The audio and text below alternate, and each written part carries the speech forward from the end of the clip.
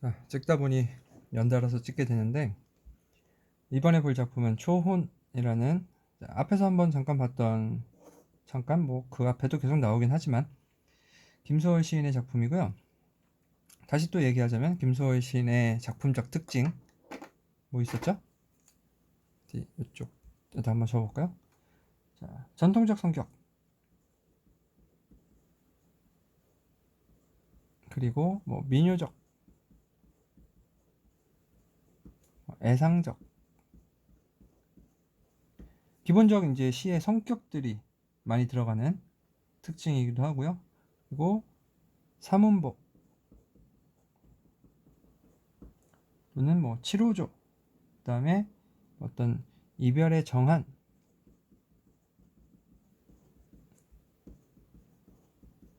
이런 것들이 주로 김소월 시에서 많이 보여지는 특징이긴 한데, 자, 이 작품에서는 이런 것들이 얼마나 많이 포함되어 있는지 체크하는, 뭐 이제 보면서 좀 체크를 한번 해보는 것도 나름 의미가 있을 것 같습니다. 자, 김소월 시인의 초혼이라는 그런 작품이고요. 이 초혼이라는 의미가 이제 전통 상례, 이제 사람이 죽으면 이제 행하는 어떤 의례 중에 하나인 초혼이라는 의례가 있는데, 사람이 죽었을 때 사실 나도 개인적으로 뭐 어떤 직접 목격을 해보거나 한 적은 없는 행위인데, 그 초혼이라는 의미가 한자로 부르다, 부를 초에 이제 혼령할 때, 그러니까 이제 혼을 부르다라는 의미고요. 사람이 죽었을 때 그 혼을 소리쳐 부른다라는 이제 뜻인데, 이제 그 죽은 사람이 생전에 입었던 그런 옷을 지붕 위에 올라가거나 아니면 뭐 마당 같은 데에서 잡고서 막 흔들면서 북쪽으로 이제 막 흔들면서 이름을 3번 부른다. 뭐 이런 이제 뭐 유래가 있는 뭐 전통적인 상례 절차 중에 하나랍니다. 사실 뭐 듣도 보도 못했던 거긴 하고요. 우리가 이제 초혼이라고 하면 이제 결혼 처음 한 사람을 초혼이라고 하는데 그 의미랑 전혀 상관이 없습니다. 그래서 어쨌든 죽은 사람을 기리는 이런 행위들이라고 보면 될 것 같습니다. 그래서 그런 의미의 내용이고요. 개인적으로 개인적으로 되게 좋아했던 작품이라고 얘기하려고 했는데, 이 의미를 그때는 몰랐네. 어릴 때 되게 좋아했던 시입니다. 그냥 좀 있어 보이는. 심지어 이걸로 막 시화 같은 것도 하고 했었는데, 뭐 그때는 좀 있어 보였다고 했나? 할까? 아무튼 어릴 때 되게 좋아했던 작품입니다. 그러니까 보통 시를 이렇게 전편을 다 외우는 경우가 많지 않죠. 많지 않은데, 그래서 이제 좀 신경 써가지고 외웠던 시 중에 하나고요. 총 5개의 연으로 이루어져 있네요. 그죠? 육안으로 보듯이. 그러니까 김소월 시를 보면 딱 형식상으로 이게 딱 틀에 받쳐져 있어가지고 딱 보면 뭐 이름이여 사랑하던 그 사람이여 사랑하는 그 사람이여, 이런 식의 운율이 형성됐던 것들이 딱 눈에 띄죠. 그냥 내용을 안 읽어봐도. 자, 보통 이제 많이 반복되는 형태들이 보여지고 있어요. 그래서 반복법, 영탄법, 이게 이제 운율 형성이 되었구나라는 걸 알 수 있는 거죠. 자, 내용에 들어가 보면 첫 번째 연을 보면 산산이 부서진 이름이여, 허공 중에도 헤어진 이름이여, 흩어진 이라는 뜻이고요. 불러도 주인 없는 이름이여, 부르다가 내가 죽을 이름이여. 자, 사실 요 이름이라는 건뭐 앞에서 이제 요 의미를 이야기했다시피 죽은 사람에 대한 이름일 텐데, 그 죽은 이를 이제 산산이 부서졌다, 허공 중에 흩어졌다, 불러도 주인 없다, 그렇게 열심히 부르다가 내가 죽을지도 모르겠다, 뭐 아무튼 이런 간절함을 표현하는, 그러니까 죽은 임에 대한 이름을 부르는 어떤 이런 상태라고 볼 수 있겠죠. 그러니까 절망적인 상태, 슬픔을 다루고 있는 첫 번째 연이라고 할 수 있겠네요.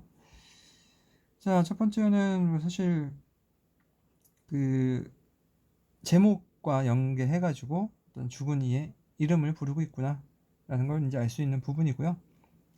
심중에 남아있는 말 한마디는, 자, 마음속에 있는 말 한마디, 이 한마디를 끝끝내 하지 못하였구나. 후회감이죠. 후회가 있겠죠. 후회스럽다. 우리가 이제 보통 드라마나 이런 데서 보면 누가 이제 임종을 딱 지키지 못하는 경우가 되게 많잖아요. 사실 임종을 지키는 게 요새는 많지는 않겠구나.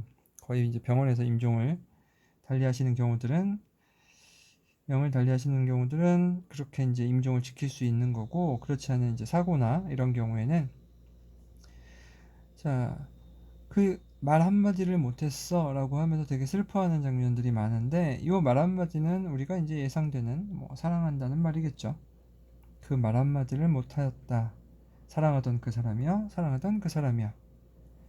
자, 그래서 사랑을 이야기하지 못한 거에 대한 이제 후회감 또는 회환이라고 하죠. 회한. 이런 것들을 담고 있는 두 번째 연이었고요. 붉은 해는 서산 마루에 걸렸다. 자, 서산 마루에 걸린다. 이제 해가 지는 이제 노을 뭐 이 정도의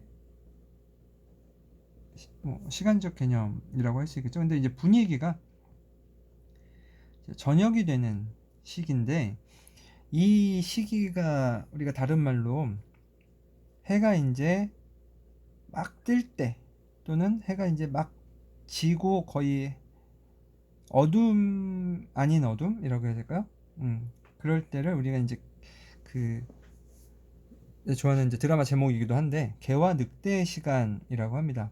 이제 목동 뭐 이런 데니까 유럽 쪽인 것 같은데, 프랑스인가 뭐 이탈리아인가 이런 데에서 나온 이야기인데, 개와 늑대의 시간이라고, 저 언덕에 있는 동물이 개인지 늑대인지 분간할 수 없는 그런 시간을 이야기합니다. 자, 개는 나한테 아군인데 늑대는 적이죠. 그러니까 적과 아군을 구분할 수 없는 그런 시기라고 하는, 자, 아무튼 뭐 여담이긴 한데요. 아무튼 서산마루에 걸렸다. 이게 이제 어쨌든 지는, 해가 지는 거를 표현함으로써 어떤 죽음의 이미지 또는 슬픔의 이미지 이런 것들을 느끼게 하기 위함에 사슴의 무리도 슬피 운다. 자, 사슴은 왜 뜬금없이 왜 울까요? 여기에 가져온 이 사슴이라는 건 이제 화자의 어떤 또 그 감정이입의 어떤 대상이 될 수 있는, 사슴의 무리도 슬피 운다. 떨어져 나가 앉은 산 위에. 자, 떨어져 나가 앉은 산 위에. 자, 고립된 공간이죠. 멀리 떨어져 있다라고 하니까요. 그리고 산 위라고 했으니 어쨌든 그 님과의 거리감을 느끼게 하는 화자의 지금 현재 위치라고 할 수 있는데요. 산 위에서 나는 그대의 이름을 부르노라. 화자의 현재 위치인데, 이 위치가 좀 멀리 떨어져 있는 그 산 위라고 해서 님과의 거리감을 느끼기 위한 이런 이제 표현이라고 볼 수 있고요. 거리감이 느낌으로써 홀로 떨어져 있다, 고립감 또는 외로움, 이런 것들을 표현했다라고 볼 수 있습니다. 그래서 지금 요 이야기하는 붉은 해는 서산물에 걸렸다, 사슴의 무리도 슬피 운다, 떨어져 나가 앉은 산 위에서 나는 그대의 이름을 부르노라. 자, 이미 없는, 지금 이제 죽어서 이름을 부르다가 그 말 한마디도 되게 못했어. 자, 임을 잃은 상실감 또는 허무함, 상실로 인한 허무, 이런 것들을 이제 표현하고 있는 세 번째 연이고요. 그로 인해서 서름에 겹도록 부르노라. 그러니까 지금 되게 서럽다. 이제 직설적인 화자의 정서가 드러나죠. 서름에 겹도록 부르노라. 부르는 소리는 비껴가지만 하늘과 땅 사이가 너무 넓구나. 하늘, 땅. 사실 이게 이제 삶과 죽음이라고 할 수 있겠죠. 삶과 죽음의 사이가 너무 넓어. 절망적 거리.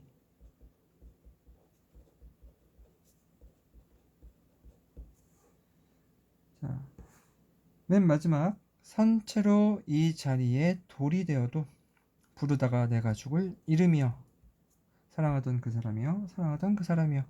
자, 선체로 이 자리에 돌이 되었다. 이게 뭔가요? 우리 그 고전 중에 자, 정읍사, 달아 높이곰 도드샤 라고 되어 있는 이 배경설화가 망부석설화였죠. 자, 망부석설화가 여기에도 차용이 된 겁니다.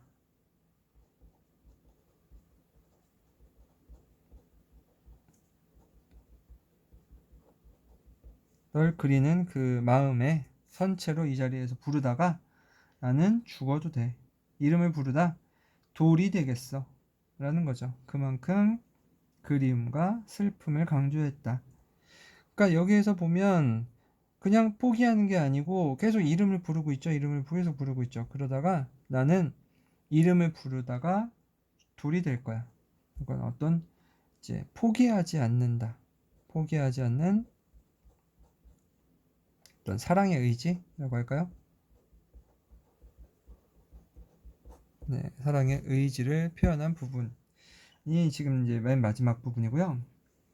그래서 이제 정리하자면 첫 번째는 죽은 임에 대한 이름을 부르면서 어떤 슬픔을 이야기했다면 그 사랑을 한마디 못한 거에 대한 어떤 후회감, 회한을 두 번째 연에서 이야기했고 세 번째는 님을 잃은 상실로 인한 어떤 허무감 그리고 네 번째는 하늘과 땅, 삶과 죽음의 사이가 너무도 멀구나 절망적 거리감을 이야기했고요. 맨 마지막에 그럼에도 불구하고 포기할 수 없는 사랑의 의지를 다루고 있다.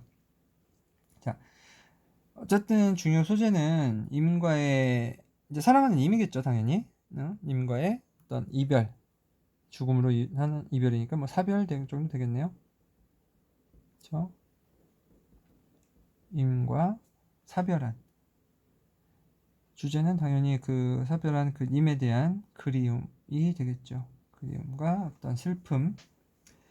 그런 이제 그리움과 슬픔을 전통 상례라고 하는 그런 이제 원래 있던 절차 중에 하나인 초혼이라는 걸 통해서 이야기하고 있고요. 사문보, 민유적 율격, 산산이 부서진 이름이여 허공 중에 헤어진 이름이여 불러도 주인 없는 이름이여. 자, 다 사문부로 역시나 마찬가지 민유적 율격을 형상화했고요.